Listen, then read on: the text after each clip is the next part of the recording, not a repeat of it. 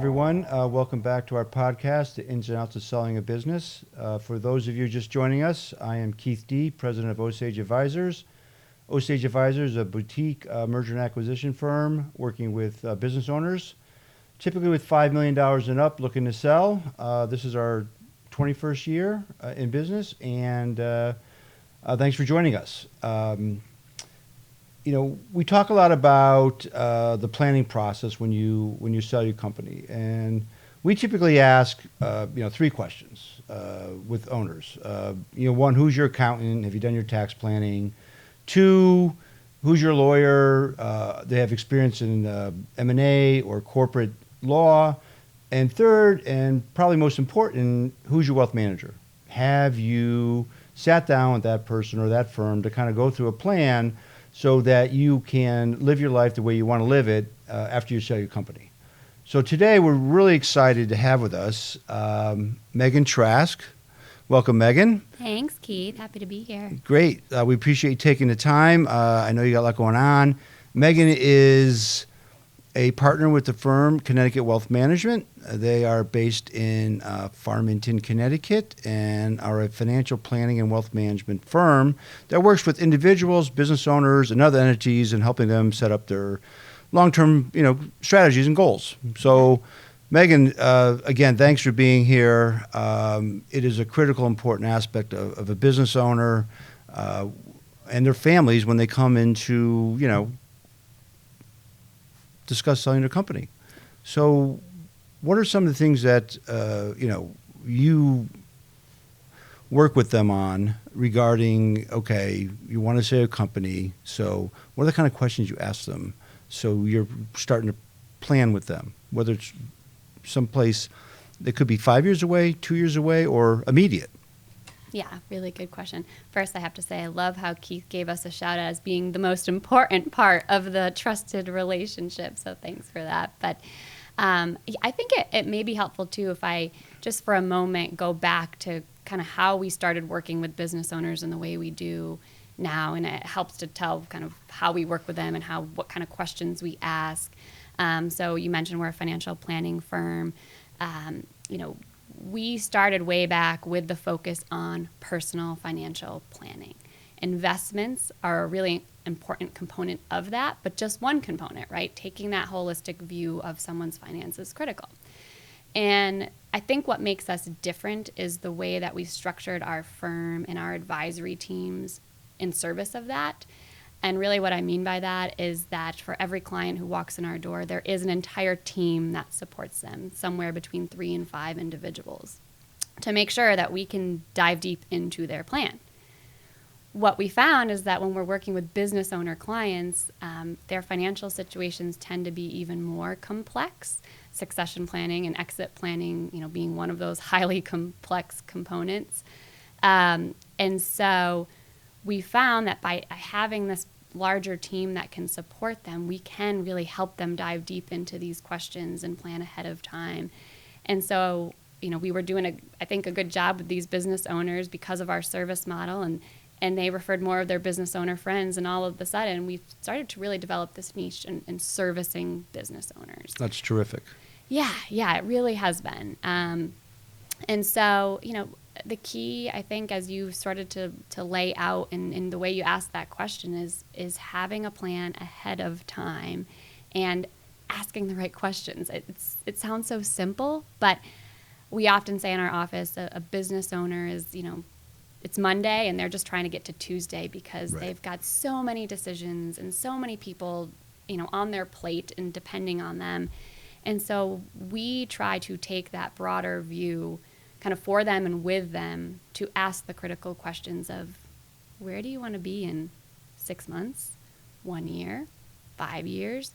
And oftentimes the answer to that is, well, I don't want to be working in 5 years for whatever reason. And so we start to explore, all right, well, what does that look like? Is there someone internal, right? Is there an existing employee who may be a good candidate for transitioning into a leadership role or ownership role? Are there family members involved? As you well know, that creates a whole nother dynamic. Certainly does. Yes.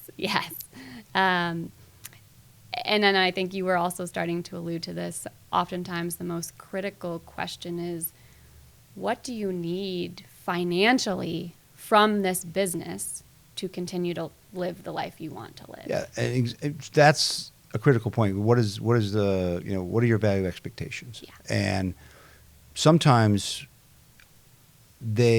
expectations are based on, well, my buddy sold his company for $20 million, or I need $20 million. And I say, well, why do you need $20 million? Well, that's what I need. Yeah. So they don't really do that process when the market for the companies may be 10 to 15, not 20. And so we say to them, okay, have you sat down with someone like Megan and, to kind of go through a plan, what you really need, what kind of scenarios you need to really plan it out. Yeah. Because they're at that point where they need to make this decision, and their expectations of the value are not aligning with the market. And that's where you guys play a critical role. Yes. And you know what? I think before we even get to the market expectations for valuation, we almost encourage, tone that out for a moment. And literally, what's the dollar amount that you need? With our financial modeling and our cash flow projections, we can back into what they need. As you suggested, oftentimes clients come in, they've kind of picked a number out of the sky for whatever reason of what they think the business is worth. Sometimes that's more than what they need to live their lives. Sometimes it's not enough. And we have been told time and time again, if a business owner can go into discussions with you, can go into negotiations with a potential buyer, knowing what they actually need, it can change their entire perspective. Maybe they still want to, achieve that, the most valuation they possibly can, but having the peace of mind of knowing what you truly need to be happy can change how you go into those conversations. So. Yeah, so because it's an emotionally charged conversation. Yeah. From our perspective, I'm sure from yours, we've been in meetings together where, you read the room, and that it's I wouldn't say uncomfortable, but anxiety provoking in a lot of ways. And through how we deal and communicate, how you deal and communicate, is trying to diffuse some of those concerns with your clients. Okay, this is okay. So when they go through this process, they're making decisions on the right things, not on misinformation, right? Exactly. And so from our perspective, that's why we asked the question: have you really sat and worked out a plan because you're comfortable now? So we're in this process, and you're working with your clients, and we get our initial bids in for value, right? And so the next thing they're going to do, we say, well, have you sit down with your financial planner, wealth management person, and take a look at this, and just make sure that you're comfortable. Yeah. Because we don't want you to just go deep into a transaction, because you start writing checks. It's expensive. You got lawyers, you got accountants, you got environmental, you got consultants, you got a bunch of people that during due diligence make sure you're comfortable with this decision. We don't want you to get right to close and say, by the way, I'm not sure this is enough money for me. We want you to be comfortable with that, right? We always say, Keith, you get one shot to sell your business. Sometimes if you're really lucky, maybe you get, the second or third, but most people have one shot. So there's no redos. We say in golf, there's no mulligans. Yeah. This is, you can't take it back, right? So how do you work with your clients, through that process? Because it's really a lot of just conversation and communication to get them comfortable and confident that this is the right thing. Yes, great question. So, once they've already made the decision, we want to sell, we start having numbers thrown out there. Again, one of the most critical pieces is going back to the plan, modeling specifically what that number means for their plan. And when we keep saying plan, I think if you joined one of our first or second meetings, you might think you were in like a therapy session or whiteboarding session, because the questions are much more about literally how do you want to live your life? Where are you going to be spending your time? And we're asking all these questions, and sometimes people are probably, why are our financial advisors asking us if we like to golf or if we want a vacation home? Well, we're assigning dollar signs to all of these dreams and things that you want to do. So oftentimes the first couple meetings are really, truly trying to get to know our clients and their lifestyles so that we can put dollar amounts to their lifestyle to make sure they have enough. Modeling tax projections is usually a big part of the work during this time, and is always something on clients' mind with a transaction like this. So modeling, again, specifically how the tax impact is going to impact both the liquidity after the sale and just the sale amount, right? I think we're going to talk about potentially some estate planning concepts, but gifting and estate planning and some of the logistics around decisions there is a huge topic during that time. And again, I'll bring it back to the way we structure our teams. And I know you guys are really similar, and I think something that differentiates you guys as well is, our whole team is there to support clients during this process. As you know, things become very time sensitive during that process, right? And just being able to be there at a moment's notice to answer the things that come up when you're in the middle of negotiations, how those things may impact a client in the short term and long term is critical. Right. So you're saying their lifestyle, right? Just kind of back up a little bit. So, family businesses, closely held corporations afford certain benefits through the business to the ownership, which are and quite often substantial. Yeah. Whether it be a car, healthcare, a car. Healthcare is a perfect example. Yeah. That is a very costly expense outside of the business, right? So when you sit with the client, is that, I'm sure you guys have, as part of your questionnaires or conversations, because we have the same questions. Yeah. What are things that are going through the business that are discretionary in nature, that are kind of like added back to kind of come up with your adjusted profits? How do you guys address that with your clients? So you're making sure you're capturing those expenses that they're not going to be paid for the business anymore. Yeah. Post-closing, you're going to have to build that into your plan. Yeah, it's a lot of fact-finding. I will say, we always say we're not big fans of budgets in our office or asking clients that question, because I don't know about you, but oftentimes what clients think they're spending is very different from actual. So it's literally having to dive through financial statements. It's literally diving through clients' credit card statements, not to go line by line, but exactly what clients are spending, but to get the total amount of what they're spending. Working with their CPA to ask those specific questions, what are those add backs, and isolating them. It's really a fact-finding mission. A little bit is exploratory with the client, but we literally roll up our sleeves and dig through all these statements to help clients identify that. That's great. The devil's in the details, and you got to make sure you pick as much as you possibly can, so you limit the surprises, so they're comfortable.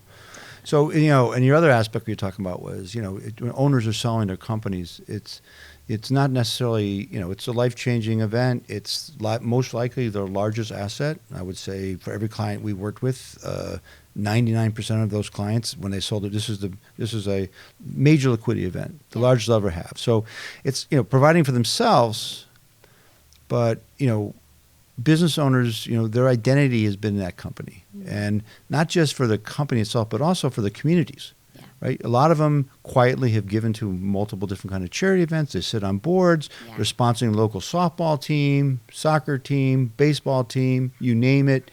They have children, they have spouses, they have grandchildren they want to provide for, maybe siblings. We had a client that he put 5 of his, I would say his brother's children through college. Yeah, wow. Because he wanted to take care of his family. Yeah. So, digging down to that aspect of it, how do you work with your clients on that? Because that's when you get into the estate and trust planning and endowments and charitable giving and that type of stuff. Yeah, I'm really glad that you asked that question, because, other than the general environment for selling a business, I think that's one of the components that actually has some time sensitivity to it also, which is why, we start asking business owners these questions of what does the future look like so far in advance? Because if you knew you were going to sell your business in a year or 2 or 3, there are some estate, and you were going to sell it for a sizable amount, there are some estate planning and gifting techniques that can be really helpful in efficient tax planning that need to be done ahead of time. You can't do it when you're already in negotiations. Right. So again, I'm glad you asked that, because oftentimes by the time a business owner gets to us, oftentimes they're close to having this pot of money because they're thinking investments. Right. I'm going to seek out an investment person because I'm going to have this pot of money and I want an investment plan. That's great and important, but again, coming to talk to a financial planner or advisor in advance is so critical, and estate planning is one of those reasons. So, yeah, there are, if for clients who may be subject to estate taxes, there are some critical estate planning strategies that they should think about prior to sale. Things like potentially gifting some amount of a business to a trust in advance for a discounted valuation. That can save their family estate taxes in a very large way over time. So some of it is just trying to understand the legislative environment and tax implications and helping to guide strategy. But the other piece is, I think, everything you were alluding to, which is just what are their goals around charitable giving, around supporting their family, because there are some creative ways in conjunction with a sale to help clients make those things happen.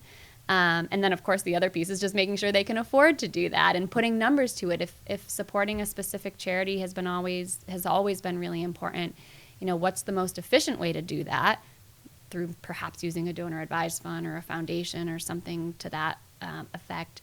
But also, what amount can they afford? And that's, again, where we lean on those projections to say, can you afford a $250,000 gift? Can you afford $1 million legacy to this organization? So, again, that kind of three-pronged approach of understanding the environment, using the plan, and understanding the client's goals to make those things come to life. All right. Well, so there's a lot that goes into all this from both of our perspectives. And then just kind of throw, the wrench into it here, into the wrench is, family businesses are not just typically just one owner, right? I mean, you get into situations, or we do. I'll give you an example. We just sold a company back in April where 3 of the owners had passed away, and basically had 14 children that own a piece of it now through the estate. And we have another company where you have one owner that is ready to go, and the other owner, she's not ready to go. And also you have the children of the family. You could have an ex-spouse. And so the interests are not aligning, right? But there's only one pot of money, right? And how that's all handled. So, give us an example of how you work to kind of navigate, with these multi-generational or brother, sister, or mother, son, or whatever, these situations where you need to find a common ground to implement that plan so everybody is comfortable. Yeah. Very common types of situations with family-owned businesses, which is why we're, I think, kind of smiling at each other when the family dynamic comes into play. There's just a lot there. I will say one of the things that we try to do, again, is work with business owners as early as possible. And this is one of the things that's in our curriculum geared towards our business owners, is poring over their buy-sell agreement to try to avoid some of those not so pleasant family scenarios and dynamics by, hopefully we're meeting with the first generation business owners again in advance and saying, it's hard to think about these things, but when you're not here, here's some potential scenarios that could play out with your children and their spouses and your spouse, so that we can get a buy-sell agreement or an operating agreement constructed in advance of those things happen that help address those things, again, to make them, to have some guidelines and parameters to help through those situations. As you well know, oftentimes it's too late, and we've been introduced later Right. on, and it is what it is. And just as I think your team does a great job, because I've been a part of these meetings too, is you're trying to understand everybody's goals, and you're trying to be the non-emotional party to remind people of what the most important goals are for everybody. And usually there's more common ground than you might think, because it's so emotionally charged, right?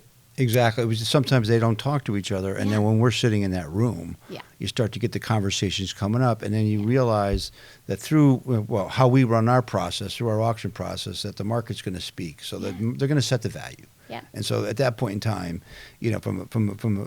that's where both parties the market will speak. So there's no confusion or disagreement. The market spoke to value. This is what it's going to be. Now, obviously, from your perspective, is that can we implement the proper plans that we set up for our clients so they're comfortable?